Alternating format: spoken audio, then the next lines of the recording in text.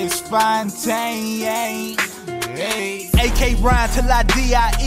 Visionary music, gotta chase your dreams. Hop up out of bed, throwing street clothes. In this game of life, there's no cheat code. I was raised in a very Christian household. My grandmother, she was a minister. My uncle, he's a minister. And the church that I was going to, it was a very legalistic church.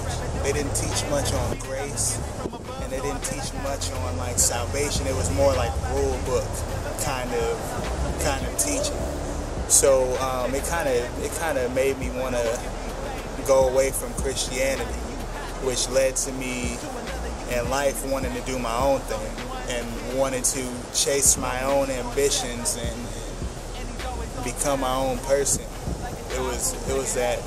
It started as a drive for me to want to get far away from the church and how I was raised. That's how it initially started. And then I moved out to California with my mom, and we started going to different churches. We moved around a lot, so I was getting a bunch of different kind of teachings and hearing the gospel put different ways, but never really stood out to me a way that it was something tangible. It didn't feel like it was real. It didn't feel like something I could grasp hold of myself. So I felt like I was distant from Jesus, like I was doing too much wrong to even be accepted by him. And it kind of led me a little bit further away from him.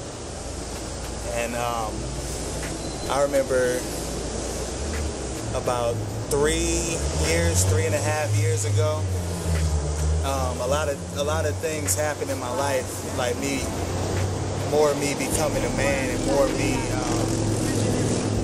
just wanting to grow up a little bit more, because I felt like what I was doing was wrong. I felt like sleeping around was wrong. I felt like going out and partying every weekend was wrong. And it was just like conviction that I felt within myself, not knowing where it came from ultimately, but just beginning to feel that made me want to change, made me want to seek change.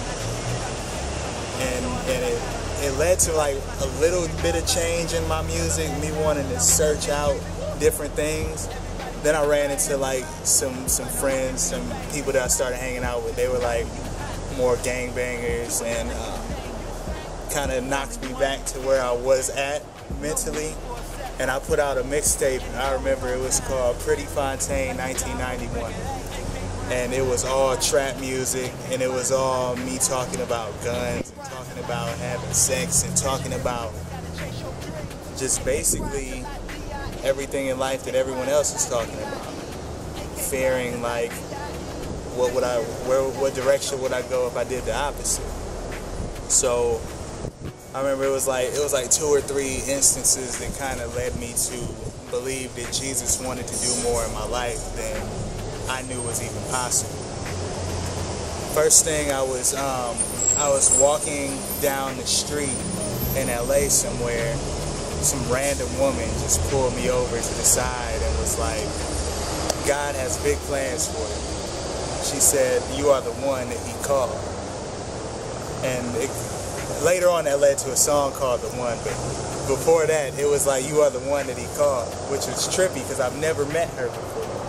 And she started to tell me that he was going to use my talents to do big things for his kingdom. Not even knowing that I did music, not even knowing what I did with my life. So it was kind of like, okay, I hear you. Maybe this could be real. Then another instance was there was a party one night a couple years back that I was supposed to go to with a friend of mine, and somebody told me, "Don't go to that party. Stay at home." So I told him, no, I'm gonna stay home that night. And I wake up 3 o'clock in the morning to some text messages and some tweets and stuff of people saying that he got shot and killed at the party over a hat that he was wearing. It's crazy. Something so little can be so big to people, but he got shot and killed, jumped before they shot him. They jumped him, beat him up, and then just shot him twice while he was on the ground. And it was why wasn't I there? It makes you start to think, like, okay, I wasn't there, so what's my purpose? He's not here anymore. I'm still here, that must mean something. So the last thing that happened was I was walking around in the Walmart parking lot trying to sell mixtapes, and it was this really pretty girl. Like, she, I remember like it was yesterday. She had like a Beetle, and she was putting her groceries away, and I went up to her. I'm like, hey, I do music, blah, blah, blah, blah, blah. Like, you want to check out my project? Like, I'm selling it, but I'll just give it to you for free. You can check it out and kind of just let your friends know about it. She's like, is it Christian music? I'm like, no, it's not Christian music. Like, that's corny. Like, what I got right here is something dope. Like, check this out. She's like, no, I only listen to Christian rap. I was like, you only listen to Christian rap? I'm like, so how did, I don't get it. I don't understand, like, how you can only listen to Christian rap and how does it sound good? And so she started to tell me about a couple artists that she listened to, and ironically, like a week or so before she had told me about Lecrae, like she said Lecrae, I saw him on the BET Cypher and I kind of heard Jesus, but it was like, okay, whatever. She told me, like, I listened to Lecrae, I listened to Tadashi, and she started just to go down the list of name people that I could check out on my own time.